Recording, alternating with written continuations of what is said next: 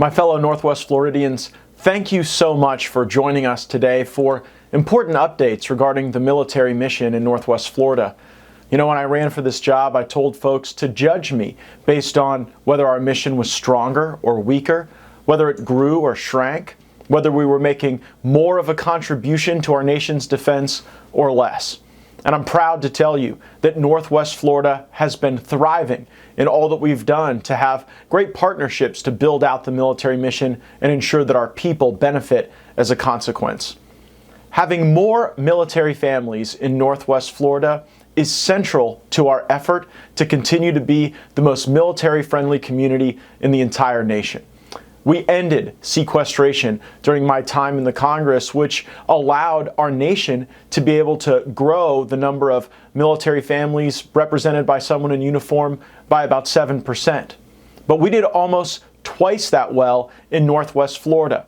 Our military uniformed mission has grown by 13%, meaning even more military families here that we get to call our neighbors, our fellow parishioners at church, the parents that are also at the PTA meetings and helping our kids through school. Every military installation in our district grew in the number of people that they were able to have in uniform serving that mission, and it's something that I'm incredibly proud of. And with more people has come more capital investment into the mission in Northwest Florida. And that means more military construction, more buildings.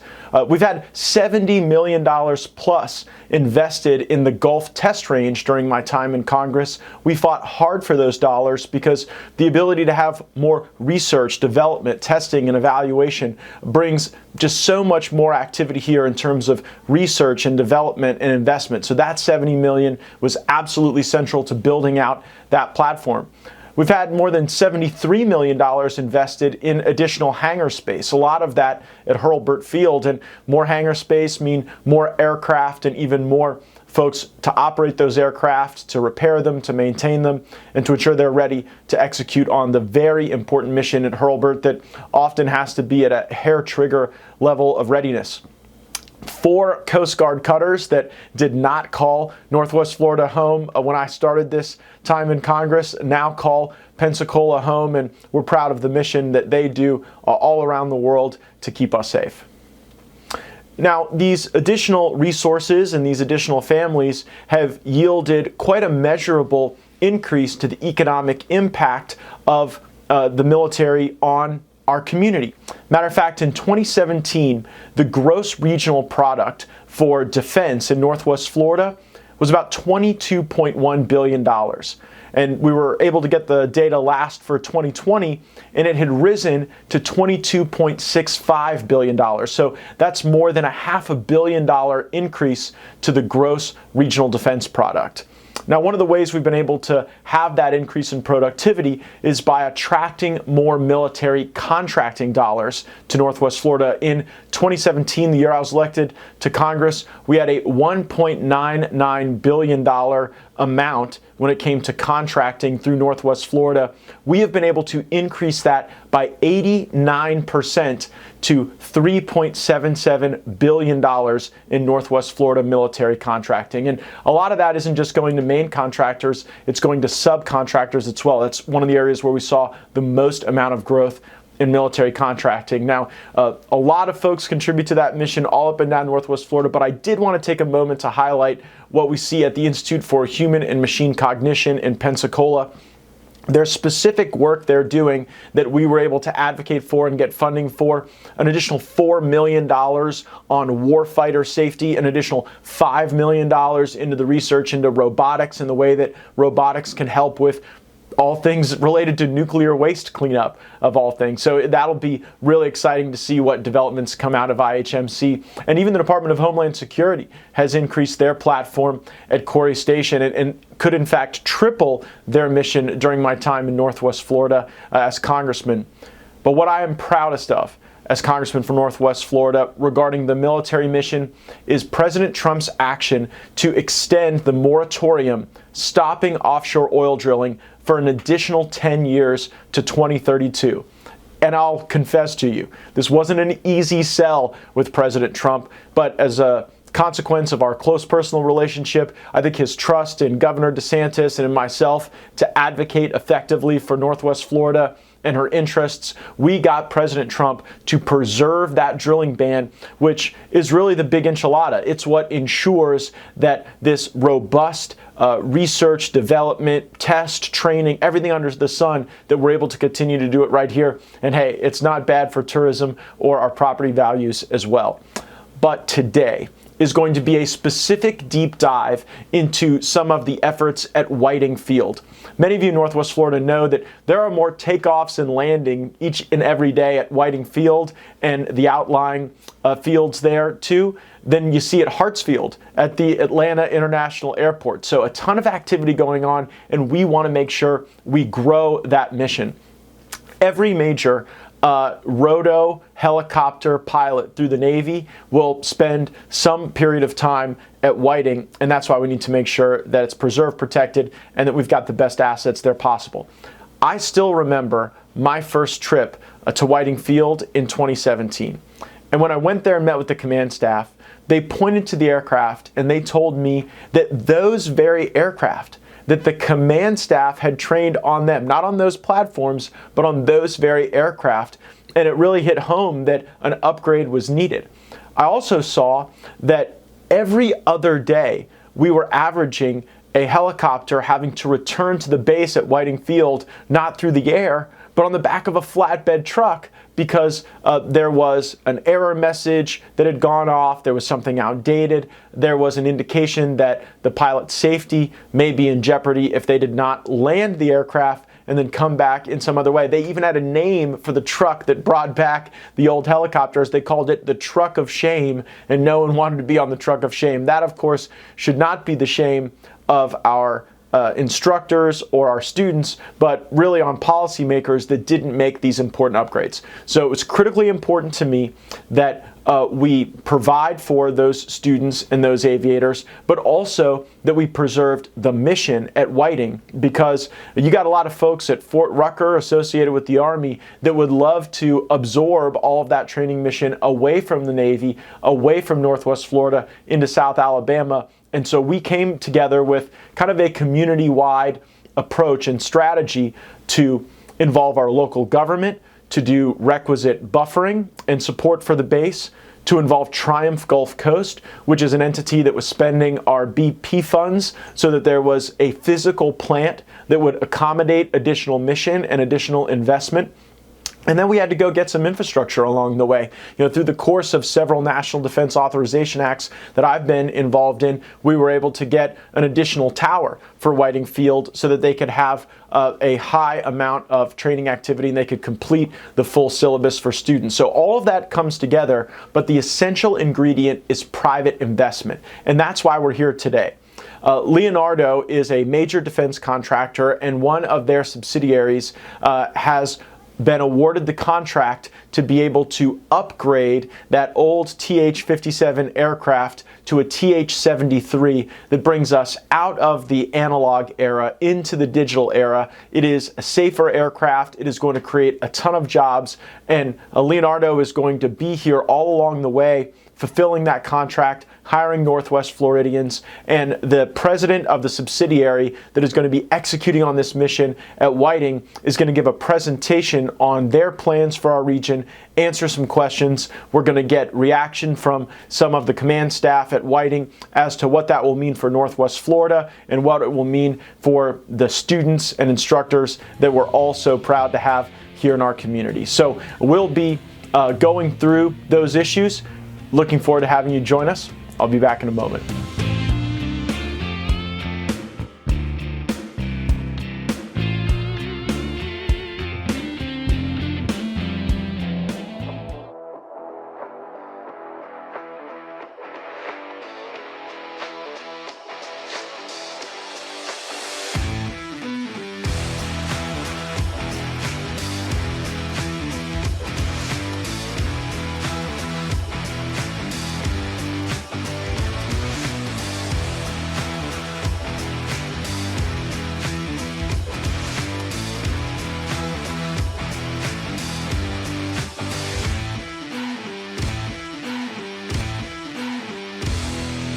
Hello everyone, my name is Bill Hunt. I'm the CEO of Augusta Westland Philadelphia Corporation, also Leonardo Philadelphia.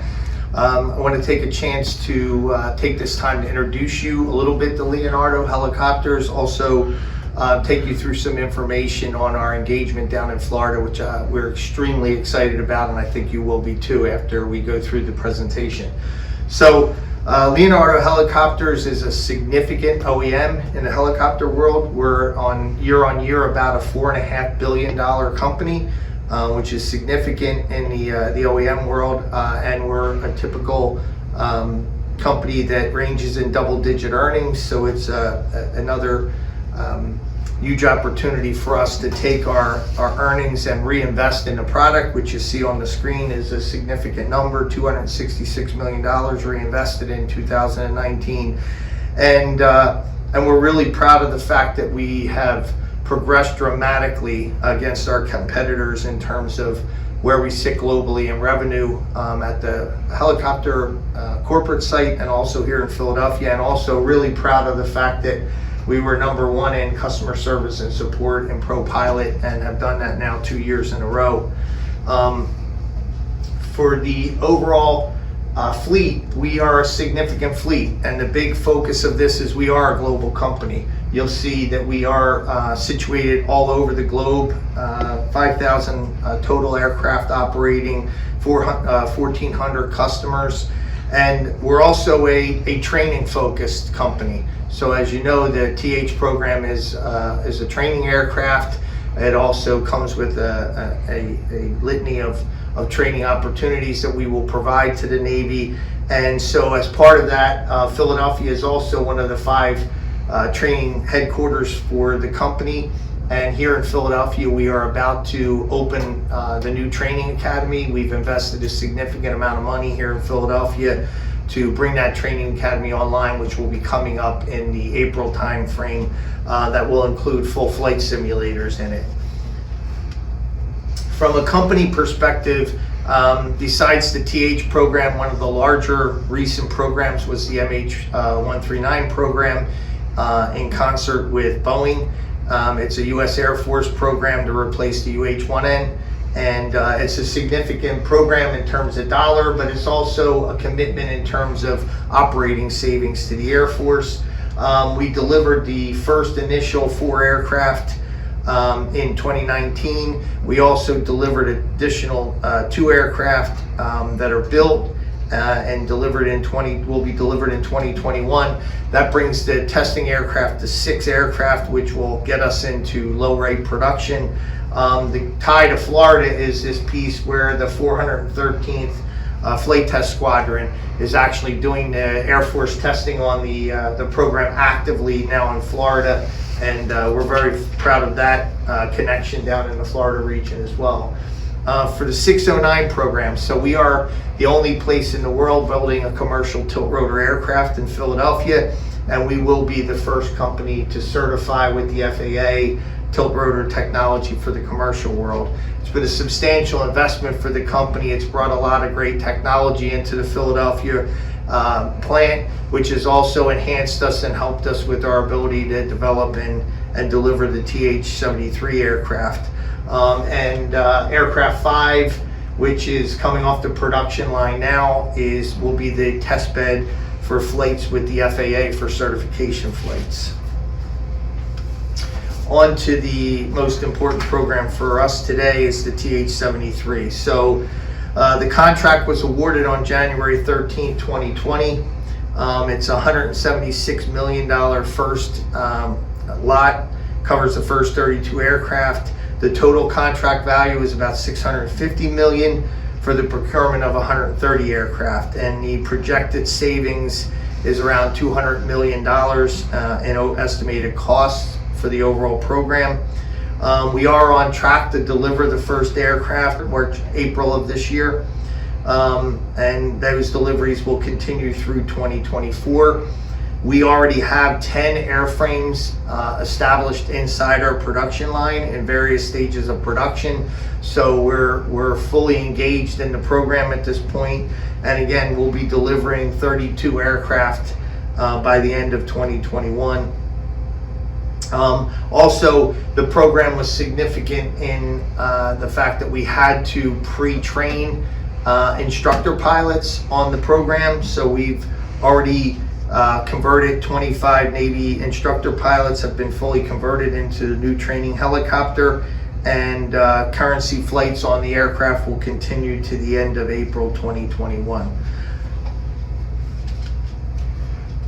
From a standpoint of our engagement in the Northwest Florida region, so we've been committed to the Florida-based support program and approach from the very beginning. And in fact, in our original bid response to the RFP, we included in our bid a commitment to develop localized support in the area. And we're following through on that commitment. In fact, we traveled to the Pensacola region early in the award process to meet with local leaders, and we were very impressed about the education and job training programs that we saw, the infrastructure that had been established and is active and is creating a skilled talent base, which of course as an employer is extremely attractive to us, and something we absolutely plan to tap into for hiring local teammates for the AWPC family. And in fact, we already have started to do so. We've already hired some people down there that are helping us with starting the establishment of our business down there. We're doing great things together in Florida, and it's with the support of partners like Santa Rosa County and the Whiting Aviation Park and Space Florida, where they've really made some of the transition ideas and opportunities feel easy for us in terms of feeling comfortable with establishing another center down in Florida away from our localized center here. The other piece is we're also starting to look at local supplier development in the region that can support us both down in Florida with our support center, but also potentially with our production opportunities. So, Bob Sykes Airport. Where does Bob Sykes Airport come into the plan? So, it wasn't part of the original plan, but as usual, one of the things we pride ourselves on is how flexible we are in order to meet our customers' needs. So, we were asked by the Navy last year to look at the possibility of moving aircraft flight training of the IPs down to Florida. To avoid travel for the Navy team during the COVID situation. It was during that real bad time in terms of commercial travel and being able to get people here and there. So we put our heads together and we came up with a plan teamed with Vertex Aerospace to move 2 of the 119 assets down to Florida and house them at Vertex.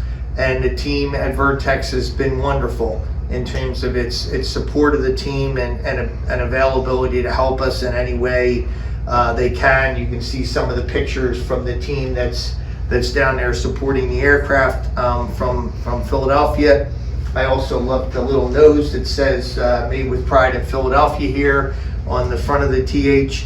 Also, we have teammates at ConOps led by Mark Thompson, who have been playing a really key role on a lot of the integration activity on the ground to make sure that we can be successful in coordinating all these activities. And honestly, we couldn't do it without the team helping us. In the end, we've successfully transitioned a flight training program down to Bob Sykes with very minimal impact to the schedule, which was really important to the Navy. And in fact, we started tandem flights with the aircraft as part of the progression of our training program. And I think I know that based on our commitment and our commitment to change, that the Navy's been very excited about our ability to consider to continue to support them in out of the way ideas. Next is the Peter Prince Airfield, which was the original plan for us in terms of developing a support center that would be the intermediate step for us. So you can see we've We've designed, just at a rudimentary level, an overall support hangar that's being supported by Santa Rosa County. We will lease the building from Santa Rosa County. It'll be our corporate office. The important part of this for us was to establish our Part 145 FAA certification down in Florida. So we've been working with the FAA from the beginning about making sure we understand exactly how we do this in a way that will have their support in establishing our presence down in Florida. So this fleet support hangar will be the initial phase of us moving there. You can see that they've already broken ground and we're in the process. In fact, we were talking last week, they would have poured this foundation if it wasn't for the local weather you've had down there lately. So we're greatly, again, this is another area where ConOps is supporting us, and also the people we've hired already down there are helping us with the coordination of this activity. The next piece is for us will be the crown jewel. So again, with great support from Space Florida and Santa Rosa County and the Chamber, we've been working again from the very beginning of meeting the team down there and seeing the vision of what could be. It's been such an attractive adventure for us to understand that how much the local community was willing to look to help us establish us in the right place to provide the right level of support, and this has been an incredible adventure for us so far with great support. You can see some idea of what the front of the building would look like, but the idea is to be able to build a new helicopter support facility and flight training center to be about 100,000 square feet, which will include a maintenance hangar and support facilities.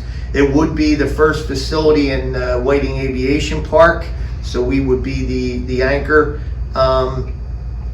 and planned for opening in the first quarter of 2023. We're estimating initial personnel down in the area to number between 35 and 40, but with growth pretty quickly up to 50.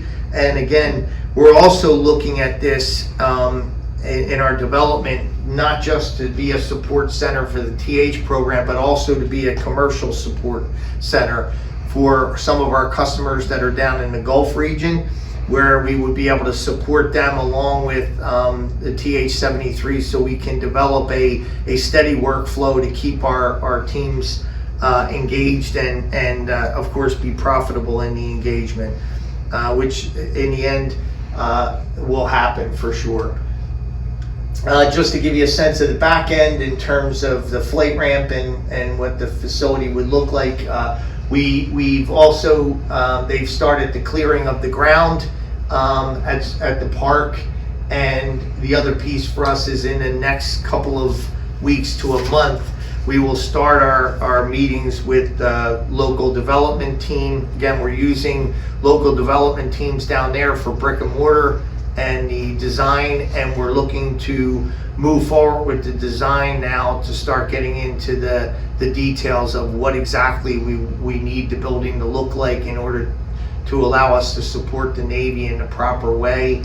And as I said, we're doing great things together. We're extremely excited about it. We're excited that the Navy is excited about it, and our team that has been working down in Florida so far has been very well supported by the local communities, and we're thankful for that as well. So we're in the end we're looking for a very successful program altogether.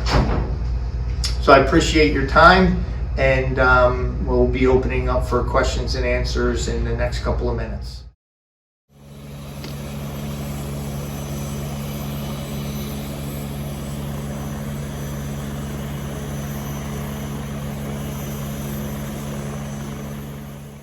Mr. Hunt, thank you so much for that presentation.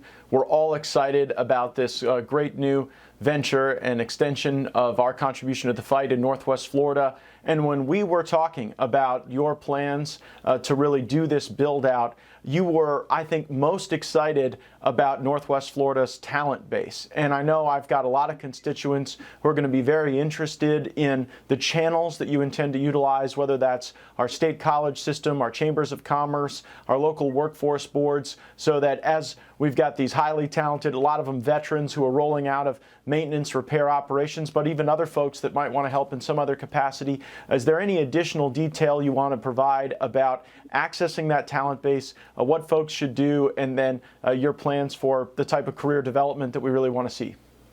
Well, we do a lot of our recruiting through LinkedIn and through other opportunities that are out there. But I mean, the biggest piece for us is we're going to be evident in the community. As time goes on, we're going to be down there.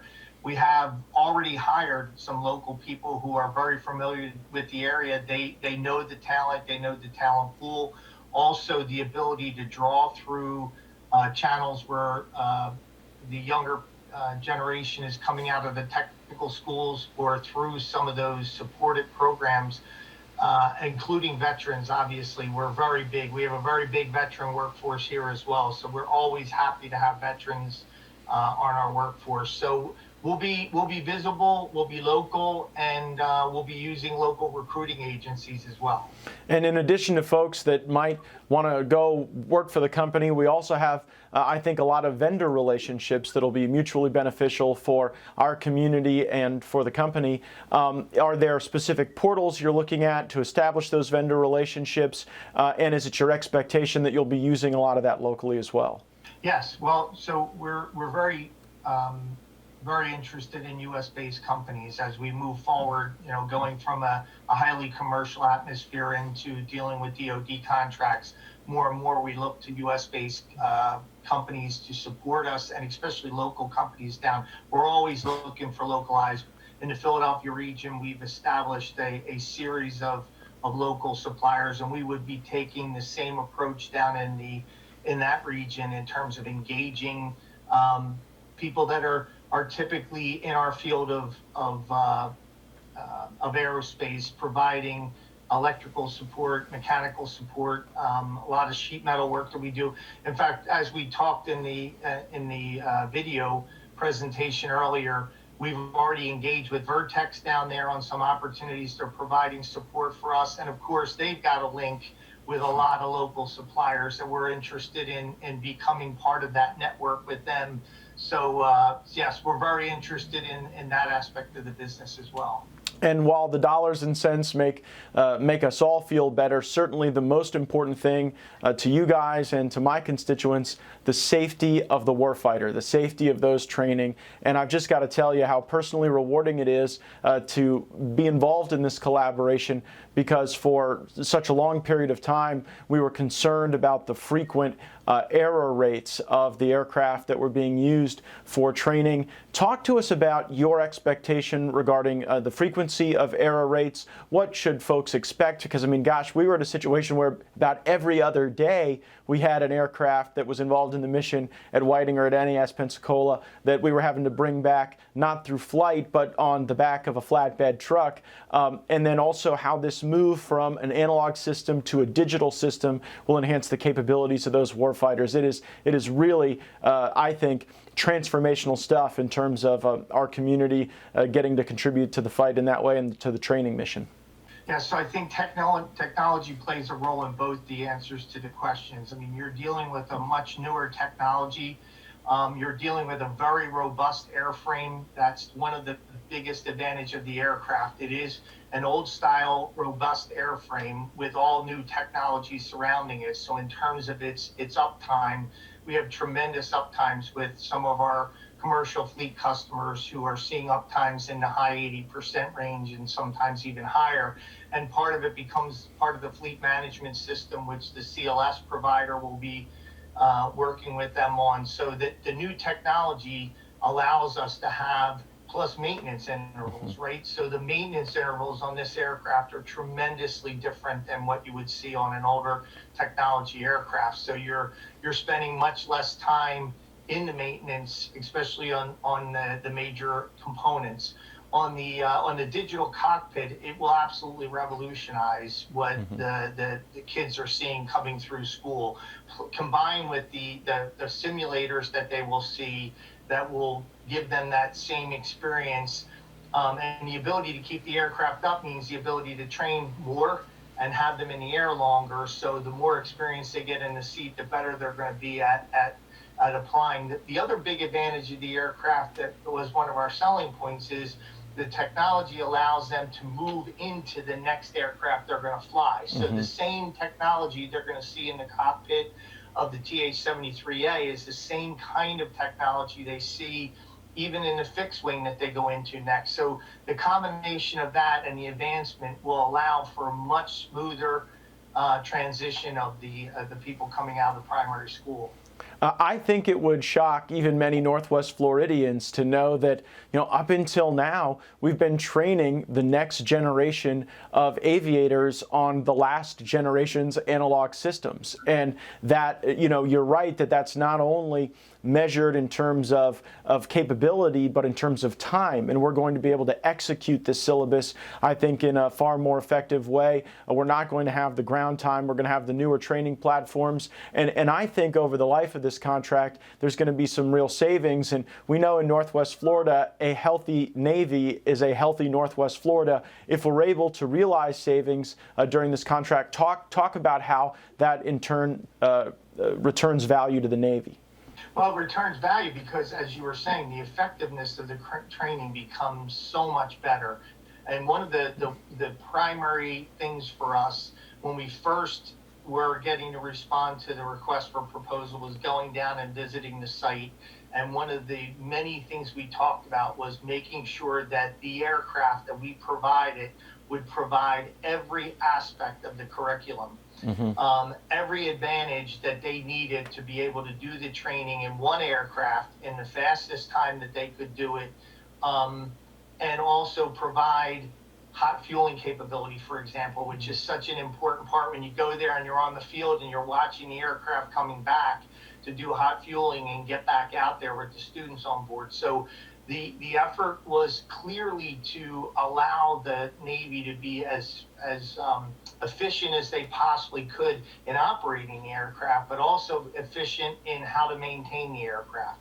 And there's a lot of knowledge base that we are providing to the CLS provider.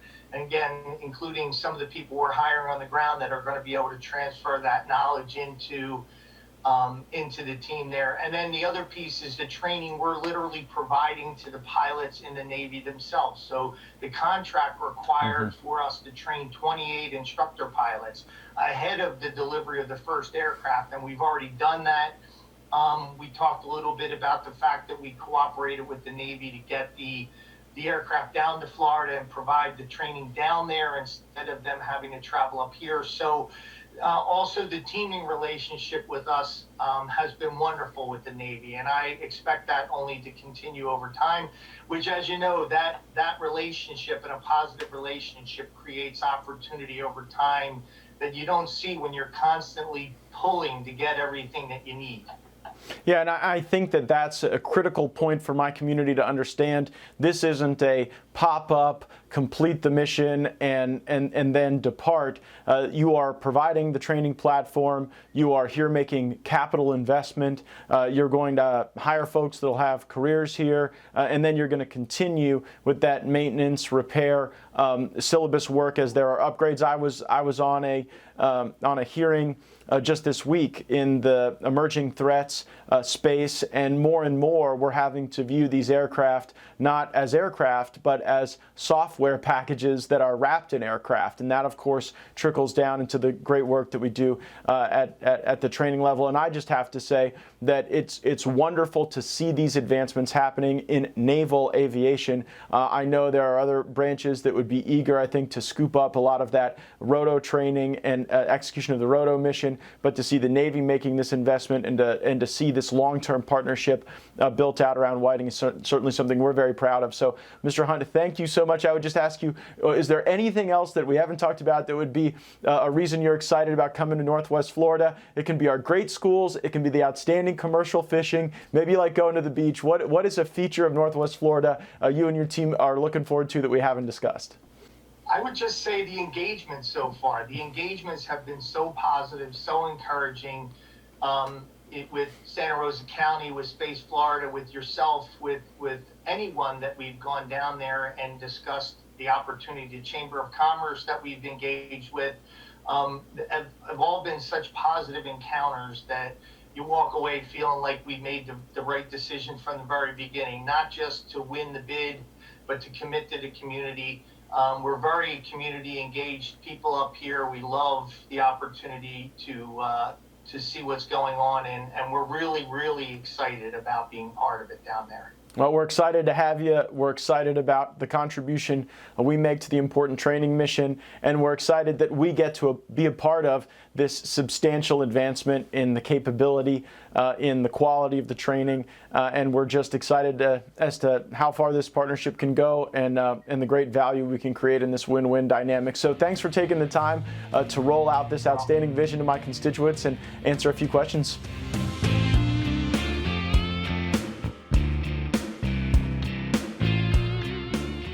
Ladies and gentlemen, I'm Colonel Jeff Pavelko, the Commodore for Training Air Wing 5, aboard Naval Air Station Whiting Field, located 5 miles north of Milton, Florida, in northern Santa Rosa County. We are incredibly fortunate to share a long-standing partnership with the local community and greatly appreciate the support of our friends and neighbors here in Santa Rosa County and the greater Florida Panhandle.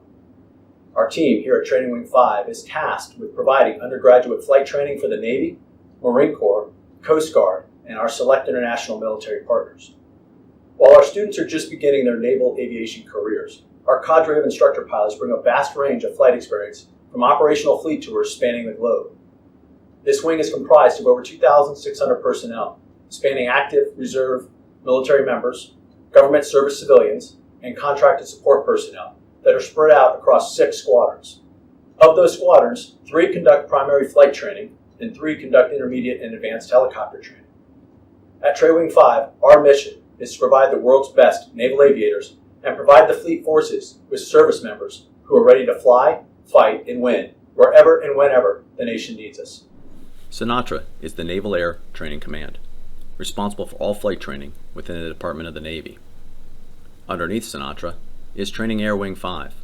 We are the largest training wing in all of Sinatra, comprised of 2 instructor training units, the Fixed Wing Instructor Training Unit and the Helicopter Instructor Training Unit, and our 6 line training squadrons. Of those 6 squadrons, we have 3 primary fixed-wing squadrons, which you see on the left side of your slide, and our 3 advanced helicopter squadrons on the right-hand side of the slide. Our primary squadrons use the T-6B Texan II airplane for their training, of which we have 142 total aircraft. Our advanced helicopter squadrons use the TH-57 Sea Ranger for their training. We have 113 of those. The mission of Training Air Wing 5 is to train the world's best naval aviators and develop our young military officers into leaders. While aviation training is the focus, we have that extremely important collateral duty to train and mentor our young officers on what it means to be a leader in the fleet forces. Within Wing 5, we flew just over 128,000 flight hours in fiscal year 2020. That is almost half of the entire Naval Air Training Command's annual flight hours, and we are just one of their 5 wings. That also equates to 11% of the entire Department of the Navy, to include the Marine Corps' total flight hours for just one fiscal year. Our historical throughput for production will typically yield around 650 primary students completed, 500 helicopter pilots winged, and 110 tiltrotor students. Within the wing, we have just over 2,600 personnel, spanning both active and reserve military members, government service civilians, and contracted support personnel. At Training Air Wing 5, the student syllabus progression begins with the primary flight training syllabus. Training Air Wing 5 is responsible for 60% of the total primary training capability within Sinatra. We own 3 of the 5 total squadrons, with NAS Corpus Christi hosting the remaining 2. Once a student completes their primary training, they are assessed into one of 4 pipelines dependent on their service. If they are selected for helicopters, then they will remain here at NAS Whiting Field and in Training Wing 5 to complete the advanced rotary wing training and attain their wings of gold before moving on to their fleet aircraft. That fleet aircraft training will occur at a Fleet Replacement Squadron, or FRS. If they are selected for tilt rotor training, that student will complete an intermediate syllabus at those same rotary wing training squadrons, but with a shorter, more refined syllabus that focuses on the helicopter-specific skills that are transferable to the tilt rotor platform before they ultimately attend their advanced multi-engine training. If they are selected for strike or maritime, then they will move on to one of the other training wings within Sinatra and complete that specific training. All these pipelines end with our student naval aviators earning their coveted wings of gold before moving on to a platform-specific fleet replacement squadron, and then ultimately to a fleet squadron in the Navy, Marine Corps, or Coast Guard. All training flights are conducted under the experienced eye of an instructor pilot, a designated naval aviator that has returned to Training Air Wing 5 to instruct and mentor the next generation of naval aviators. Our instructor cadre is composed of service members from the Navy, Marine Corps, Coast Guard, and Air Force, and made up of both active duty and reservists. The average hours per IP is listed on the slide, along with our average daily flight hours and sorties for both primary and advanced training.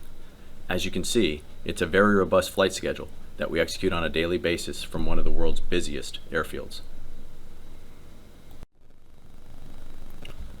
When a student naval aviator checks into Training Air Wing 5 for primary training, they will be assigned to one of the 3 training squadrons: the Doer Birds of VT2, the Red Knights of VT3, or the Shooters of VT6.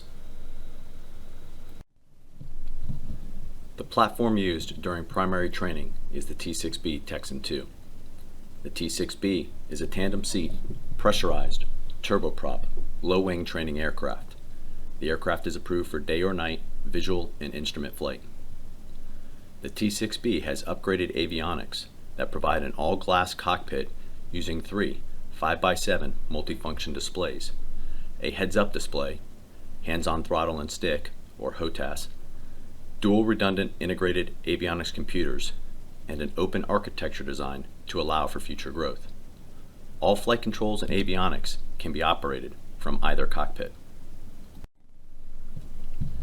The primary training syllabus that all student naval aviators go through is a 28-week optimal training program. It consists of a balanced mix of classroom and ground training, simulator training, and aircraft training in the T6. Once complete with primary training, if a student is selected for helicopters, they will be assigned to one of 3 training squadrons: the 8-ballers of HT-8, the Vigilant Eagles of HT-18, or the Hellions of HT-28. The TH-57 is a derivative of the commercial Bell Jet Ranger 206 and is the platform used for advanced training in the rotary wing or helicopter pilot training syllabus. The TH-57 Sea Ranger provides basic helicopter training and advanced instrument flight rules training. There are 2 separate variants of the TH-57 in use. The TH-57 Bravo is primarily used for basic helicopter procedures such as landing pattern work. The TH-57 Charlie is the instrumented version that is used for more advanced flying like instrument flight, formation training, and night vision device flights. The current TH-57 Bravo was introduced in 1981, and the TH-57 Charlie was introduced in 1982. They are nearing the end of their service life and will be replaced in the near future. The TH-57 Sundown will begin in fiscal year 2022 and conclude in fiscal year 2024 timeframe. Its replacement is the TH-73 Advanced Helicopter Training System. The helicopter training syllabus is a 28.5-week training program. It consists of a mix of classroom and ground training, simulator training, and aircraft training in the TH-57. Our tilt rotor students that will go on to the fleet and fly the V-22 aircraft will go through a combination of rotary wing training and multi-engine training. They will conduct a 10.5-week syllabus in the TH-57 as an intermediate stage before completing the multi-engine advanced training prior to earning their wings of gold. Over the past couple of years, the Department of the Navy has been in the process of acquiring a replacement aircraft to conduct the advanced rotary wing training mission. The TH-73 Alpha was selected and is set to replace our aging fleet of TH-57 aircraft in the near future. This upgraded rotary wing trainer will replace our 35-year-old training system, a key part of the Navy's effort to completely modernize the advanced rotary wing pilot training program. The TH-73 Alpha includes a modern avionics suite and improved performance characteristics over the TH-57 Sea Ranger, and will enable our student naval aviators to gain proficiency using a single platform rather than transitioning from the TH-57 Bravo to the TH-57 Charlie model, and which will allow greater emphasis on training mission-relevant skills. The current helicopter training system is a 1980s-based platform that is no longer representative of the advanced fleet aircraft. The recently acquired advanced helicopter training system will bring the training tools needed to produce the next generations of helicopter and tiltrotor pilots for the Navy, Marine Corps, and Coast Guard with current and relevant training capabilities. The TH-73 Alpha helicopter will bring modern avionics with integrated flight management systems, enhanced night vision training capability, including an infrared searchlight, infrared position lights and formation lighting, and greater performance in both speed and power margins that are more comparable to the fleet aircraft. The combination of these capabilities open a door for enhanced training opportunities that will ensure the fleet replacement squadrons can spend less time on basic foundational skills and focus more on mission requirements for today's Navy, Marine Corps, and Coast Guard pilots. AHTS will improve pilot training and skills by using current cockpit technologies and modernized training curriculum that reflect the capabilities in the current Navy, Marine Corps, and Coast Guard inventory. Using a skills-based approach to training with just-in-time methodology, incorporating modern technology, AHTS will ensure rotary wing aviators are produced at a higher quality and more efficiently, thus ready to meet the challenges faced in the fleet today. Thank you for your attention and the interest in Training Air Wing 5's mission on board Naval Air Station Whiting Field. Without the local community support and the great relationship we have with our community leaders here in Santa Rosa County, we would not be able to complete the mission of training the world's greatest naval aviators. We have with us Captain Flores, Colonel Pavelko, the folks that make the mission happen at Whiting Field, and I can tell you it is very special for me to see the generational advancement in the training platform that you're going to have to be able to use, going from an analog system to a digital system with TH-73A. Can you talk a little bit about how the student experience will change as we get this next great generation of aviators trained up through their syllabus and out into the fight? Absolutely, Congressman. First and foremost, let me say that the TH-57 has been a tremendous asset for us here in the Navy over the last 36 years of flying that. But it is based off of, as you mentioned, analog technology. It entered naval service back in January of 1968, right around the time of the Tet Offensive. Roughly doing math there, you're talking 53 years. But the fleet aircraft have obviously evolved over the years and have gone to a more digital-based platform. And so our training platform needs to keep up with those advancements. So the TH-73 improvements are going to include a much more powerful engine that's coupled with a fully articulated rotor head. And that's going to give us an increase in airspeed, range, endurance, and a greater internal and external payload that's going to allow us to train to more of the mission sets that the students will see once they get to the fleet. And then the Genesis advanced digital cockpit that's inside the airframe is going to allow us to fly and train from either seat of that airframe. It's fully IFR capable. It's got a multi-axis autopilot system that's going to more accurately represent some of our fleet aircraft that are out there being operated today. It's got fully compatible interior and exterior night vision device capability that's going to provide a safer learning environment in the night environment.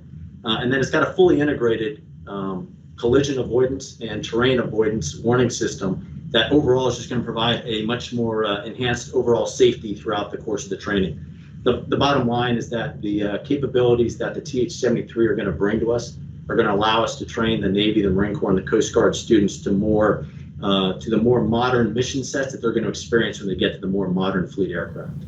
And a more capable aircraft will undeniably give us more capable aviators, but it sounds like there's a lot more that this new platform is going to be able to do. Are you expected to be able to execute an expanded syllabus in the same time period? Are students going to be with us the same amount of time? Talk to us about that student experience and how we expect it to interface with these technological developments. Yes, sir. We're in the process right now of doing a complete reassessment of the syllabus, as how it's taught now, and how that we're going to be able to teach it using this advanced platform. And the current platform in the 57, the students have to transition from the TH-57 Bravo over to the TH-57 Charlie aircraft. Going to a single model with the TH-73 Alpha, the students won't have to waste that transition time, and those hours can be recapitalized to train to some of the other mission sets that they're doing out in the fleet. For instance, possibility of adding in additional formation flights or additional mission sets. Some of the things that we couldn't do before with regards to logistical operations with the aircraft. This airframe will now allow us to do that. And while we've got a great deal of pride in the students that come through our community for this training, I think Northwest Florida has a special connection to the instructor community because they stay a little longer and oftentimes have made the choice in their career to come back and be instructors because they love Northwest Florida. Give us a little bit of preview as to how the instructors will become proficient so they're able to engage in that pedagogy with the aviator students. Right now we have some airframes that we are flying over in Crestview as we're awaiting the arrival of the first TH-73s here, and it's allowing our instructor base to start analyzing what we need to do for the syllabus for the students, which will then translate this summer to getting the instructor syllabus developed and getting our instructors started through the syllabus to better prepare them for when we start the transition of our first student syllabus class. And I know we don't want to get into too much detail open source about the nature of the requirement at Whiting, but give folks in the community who might not understand how critical and how high stakes this training is just a little bit of a flavor where these students go next, what the expectations of the students after they get this training and are preparing for their next step in their military career. Yeah, so just specifically addressing, Congressman, the helicopter aspect of it is once they finish their training here and they will achieve their wings of gold when they finish the helicopter syllabus. So they'll actually be a winged naval aviator for either the Navy, the Marine Corps, or the Coast Guard. And when they leave here, they'll head out to what's called a fleet replacement squadron, and those are dispersed across both coasts depending on what service they go to. And they'll fly one of the fleet platforms, and that's where they'll learn at that point that specific aircraft and the missions that go along with it before they ultimately check into their first fleet squadron for the Navy, the Marine Corps, the Coast Guard. Well, we know that that replacement schedule is critically important to our level of readiness, and it's why ensuring that you don't have interrupted training or educational development is so key. Because when if we heaven forbid didn't get the job done here, then that would create strain on the force, and so it's why having these additional capabilities and efficiencies is so important. As you've gotten the chance to meet with the private sector folks that have been awarded this contract and are going to be your partners, what are you most excited about regarding that relationship, and what do you think it means to our uniformed military in Northwest Florida?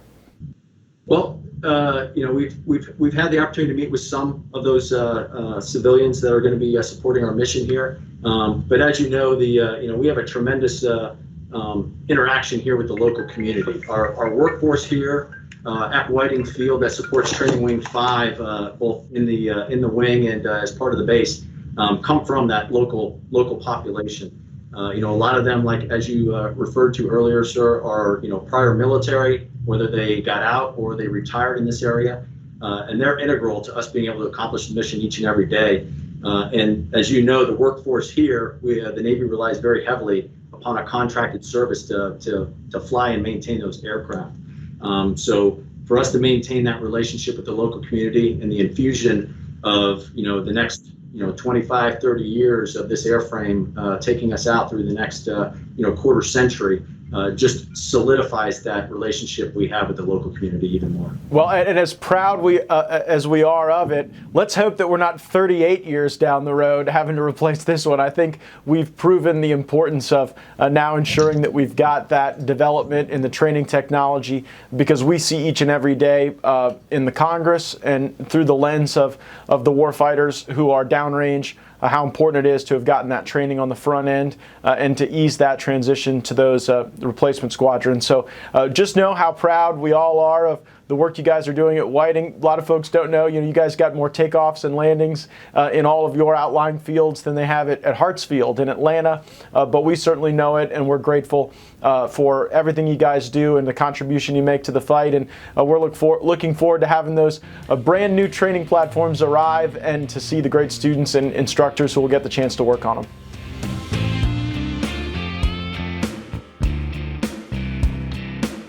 I want to thank Bill Hunt, the CEO of Augusta Westmoreland, for his presentation and answers to questions. We're always so grateful to be able to have the command staff at Whiting join us. And so to Colonel Pavelko, to Captain Flores, so much appreciated. Our community is hungry for this information because we want to make sure that your mission is successful. If folks are interested in additional developments regarding this fantastic news regarding our military mission, or really anything else that our office is working on in Congress, please go to gaetz.house.gov. There you can sign up for our weekly newsletter and get connected to our digital media platforms so that you are in the know and up to date on all the work we're doing for the great folks in Northwest Florida. Thanks for joining us. We look forward to catching up again soon.